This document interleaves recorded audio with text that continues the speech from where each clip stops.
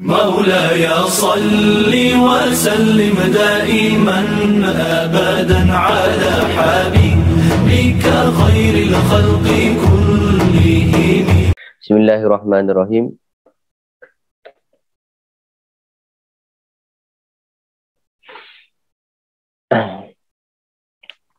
Sebab apa dalam mana-mana institut pengajian ataupun di mana-mana sekolah akan ada yang namanya peperiksaan? Sebab apa? Sebab apa, Mi? Untuk menguji tahap pelajaran. Untuk menguji. Jadi sama juga dengan kehidupan kita di dunia ini. Di dalam dunia ini, ulama mengatakan bahawasanya dunia darul imtihan. Dunia ini adalah tempat ujian. Maka di dalam dewan peperiksaan di dalam dunia ini, apa yang akan kita dapat rasakan, apa yang perlu kita lalui, iaitu kita perlu lalui yang namanya ujian. Dan ujian biasanya susah, dan ujian tak semua kita dapat jawab dengan betul kecuali kita siapkan diri kita betul-betul. Jadi satu kebiasaan ataupun menjadi sunatullah, lumrah kehidupan, apabila dalam kehidupan kita ni Allah Subhanahu Wa Taala datangkan ujian. Baik ujian itu berupa ujian fizik ataupun ujian perasaan ataupun segala macam ujian yang Allah Subhanahu Wa Taala berikan kepada kita, ini tak lain tak bukan sebab Allah Subhanahu Wa Taala nak menguji sama ada kita lulus ataupun tak ujian yang Allah beri.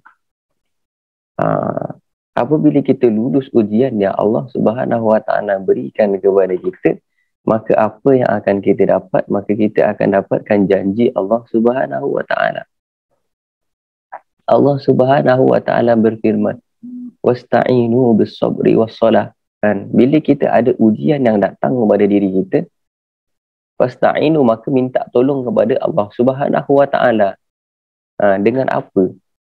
Yang pertama dengan as-sabr. Wasta'inu bis-sabri was-salah. Yang kedua, bila kita ada masalah, jangan kita lupa bahawasanya masalah ini datang dari Allah Subhanahu Wa Taala.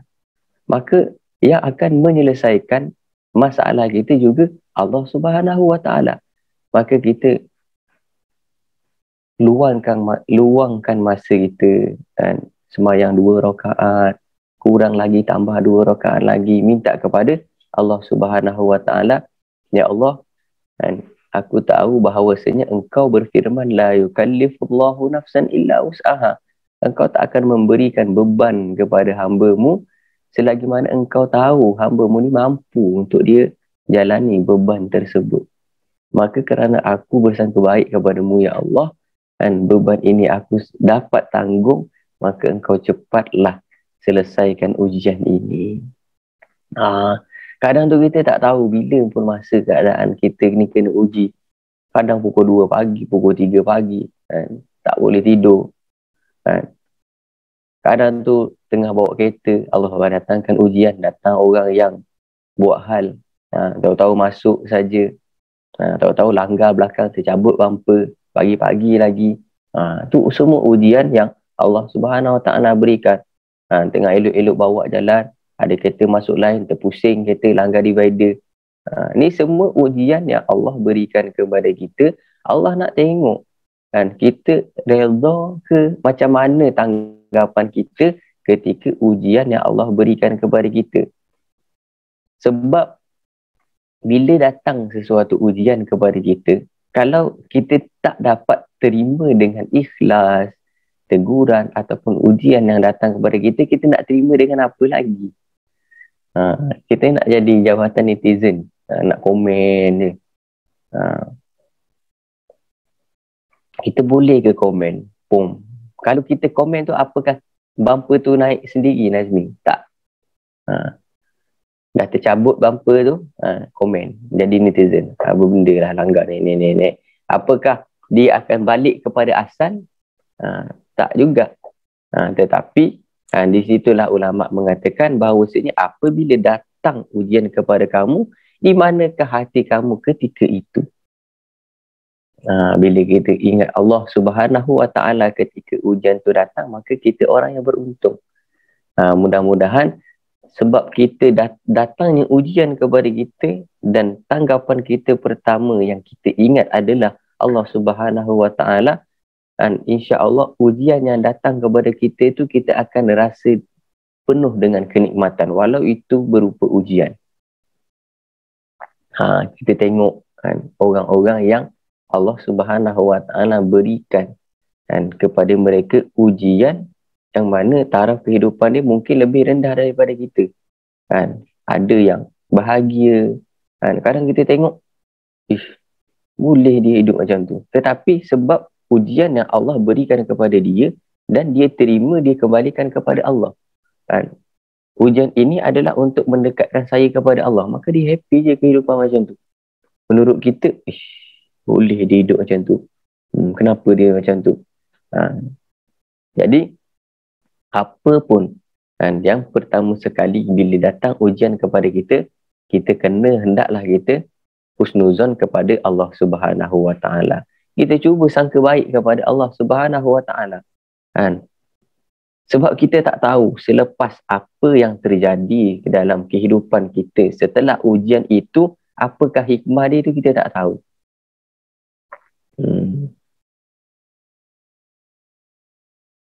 Tahu Nazmi apa hikmah bampu kuning tercabut?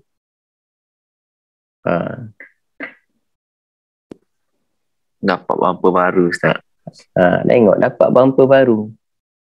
Cuba kalau tak tercabut bumper tu, orang tak langgar bagi tu. Tak dapat bumper baru. Begitulah hikmah yang Allah Subhanahu Wa Taala berikan. Allah Subhanahu Wa Taala tak bagi tahu pakai suara, Nazmi jap lagi orang dapat bumper baru. Tak. Lari dulu kalau keluar suara macam tu. Cuba tengah duduk tiba-tiba, wahai Nazmi, esok saya nak bagi bumper baru. Confirm lari. Tak payah suara macam tu. Suara pintu gerak sendiri pun confirm awak telefon saya, Ustaz. Macam mana ada jin kat bilik saya? Jadi segala sesuatu yang datang kepada kita berupa ujian ataupun berupa kenikmatan, sebenarnya tu adalah proses untuk kita menjalani kehidupan yang lebih baik. Ada orang dia seliuh kaki, kan? Ada orang patah tangan, kan? Itulah yang terbaik.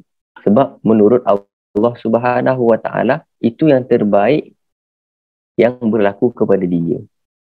Dan mungkin ada pernah dengar kisah pasal seorang raja yang hobi dia memburu dengan membawa dia punya penasihat. Pernah dengar kan? Pernah dengar? Putri pernah dengar? Tak pernah dengar. Ada ni. Jadi dulu para pemimpin dahulu, para penguasa dulu, siapa duduk sebelah kanan dia ini adalah ulama-ulama, orang-orang alim yang duduk sebelah dia untuk menjadi nasihat dia ketika dia melakukan kesalahan dalam kehidupan, baik dalam mentadbir dia punya kerajaan ataupun diri dia sendiri. Penguasa zaman dulu, pemimpin zaman dulu tu macam tu. Orang kanan dia mesti ada ulama, ada orang alim. Jadi, dan hobi seorang penguasa ni, raja ni, dia memburu.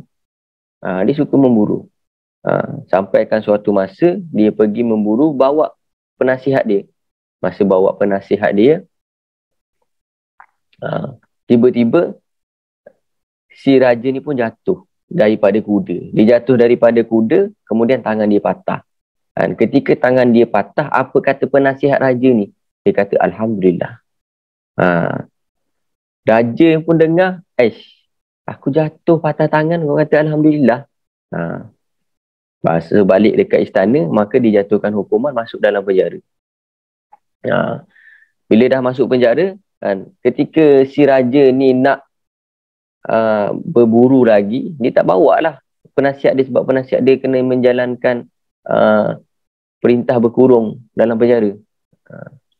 Lepas tu dia pergi berburu dan tiba-tiba dia kena tangkap dengan satu kaum untuk dijadikan sesembahan kepada hari upacara dia. Jadi masa nak disembah, masa nak bawa si raja ni nak kena panggang ni kan, maka dia tengok kan tangan raja ni patah, ada kurang, ada aib, tak sempurna, tak perfect. So dia pun hantar balik lah. Dia kata tak apa, tak jadi. Sebab di antara syarat diorang ni kena perfect, tangan kena okey, kaki kena okey, baru boleh dijadikan korban. Maka bila tengok tangan patah yang tak boleh, hantar balik, lepaskan. Maka bila lepas, raja ni pun dengan cepat-cepat kan pergi jumpa dengan penasihat dia tadi dalam penjara. Dia panggil penasihat dia, dia kata kepada penasihat dia kan,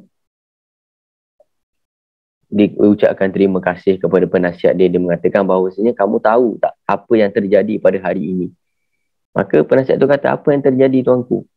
Maka dia pun mengatakan, saya pergi berburu seorang diri dan kemudian saya ditangkap oleh satu kaum yang mana kaum tu nak korbankan saya kepada sesembahan dia. Disebabkan tangan saya patah inilah kan, maka saya tak jadi dikorbankan oleh mereka.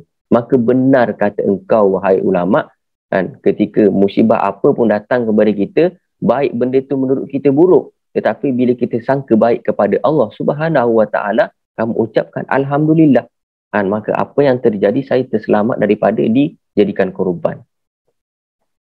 Maka si raja itu pun keluarkan si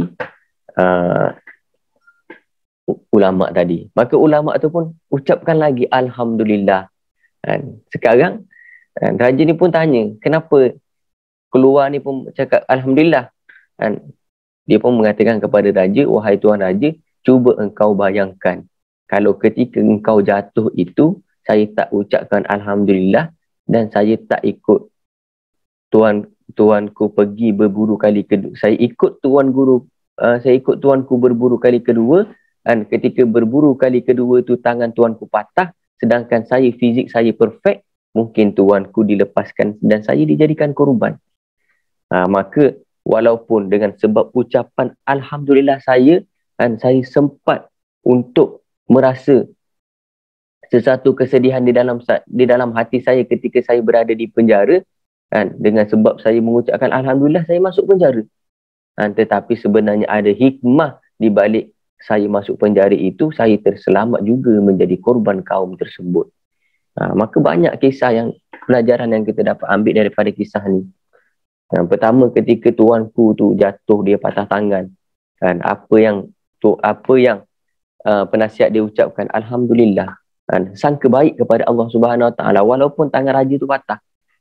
Tetapi kerana yang rasa sakit tu raja, maka raja tu pun raja ni berdaulat, masuk penjara, bunuh, potong kepala, macam tu. Masuklah dia ke dalam penjara. Cuba kita bayangkan, ulama tu mengatakan, cuba tuanku bayangkan kalau tuanku tak masukkan dalam penjara, tuanku tak hukum saya masuk dalam penjara, mungkin saya dah mati sekarang. Sebab itulah apa pun yang terjadi di dalam kehidupan kita, pertama sekali kita kena husnuzon, sangka baik kepada Allah Subhanahu Wa Taala, ucapkan alhamdulillah, terima kasih ya Allah engkau berikan saya ujian ni. Baik ujian tu kena marah ke, kena tegur ke, ujian perasaan ke, terima kasih kepada Allah. Mungkin sebab benda tu datang pada waktu tengah malam, tiba-tiba tak boleh tidur, jadi dapat habiskan baca Quran 3-4 juzuk, boleh sembahyang tahajud berbelas-belas rakaat, berpuluh rakaat. Mungkin itu hikmah yang Allah Subhanahu Wa Taala datangkan ujian kepada kita. Maka selalulah tersenyum dan usahalah untuk husnuzon kepada Allah Subhanahu Wa Taala. Sebab kita tak tahu apa yang terjadi selepas ujian yang Allah berikan kepada kita ni, kita tak tahu. Macam tadi, lepas dia masuk penjara, dia sedih. Ulama ni sedih masuk penjara. Siapa tak sedih masuk penjara? Sedangkan sebelum tu dia baik dengan raja, pergi mana-mana dengan raja. Tiba-tiba raja buang dia dalam penjara. Sebab apa? Sebab dia ucapkan alhamdulillah. Maka dia berkurung, tak tahulah berapa lama. Tetapi disebabkan dia masuk penjara tu pun dia ucapkan Alhamdulillah, maka dia pun terselamat dari menjadi korban. Maka apa saja yang datang kepada kita, baik ujian tu berat ataupun ujian tu ringan, ujian fizikal, kaki kena pijak lebah ke bengkak kaki, ataupun ujian perasaan, tiba-tiba touching, tak tahu, mungkin ujian yang Allah berikan kepada kita, Allah nak kita lebih dekat kepada Allah Subhanahu Wa Taala. Kenapa kadang tu kita doa tapi kita tengok tak ada perubahan pun. Dan ketahuilah bahawasanya Allah Subhanahu Wa Taala rindu akan tangisan kita.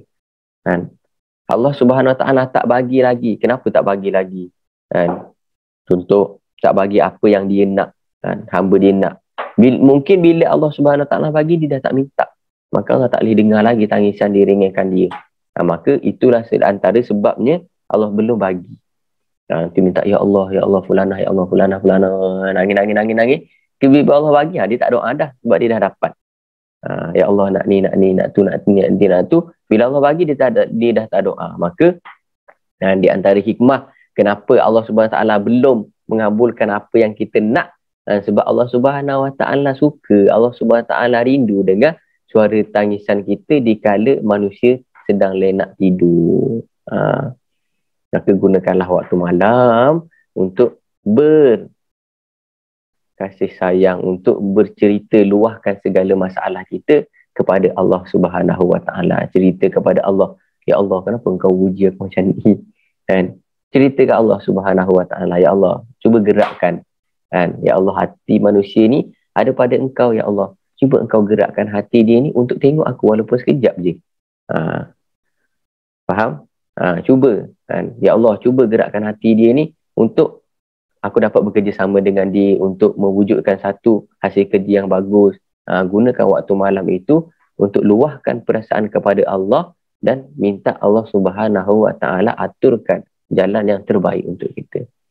Boleh ke boleh?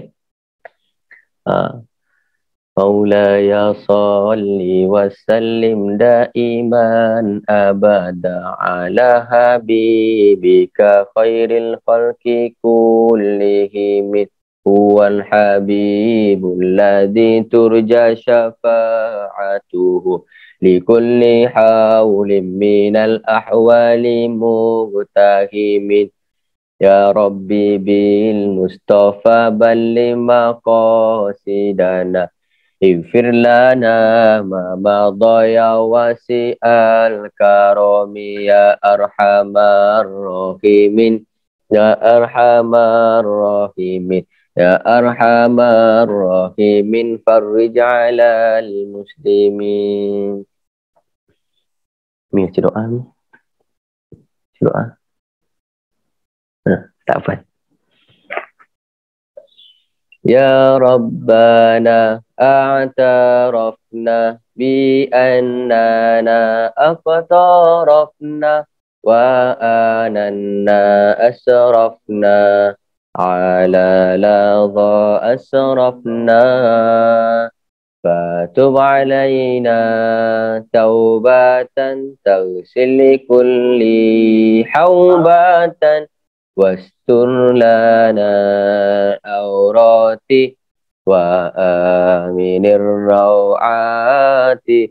Ya Rabbana a'tarafna bi annana aqtarafna wa ananna asrafna ala ladha asrafna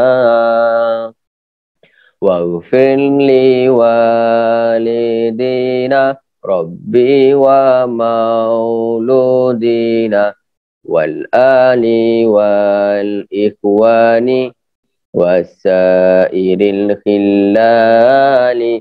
Ya Rabbana a'tarafna bi annana aqtarafna wa ananna asrafna ala ladha asrafna fadlan wa judan manna la biktisabi minna bil mustafa rasuli nahdha bi kulli suli.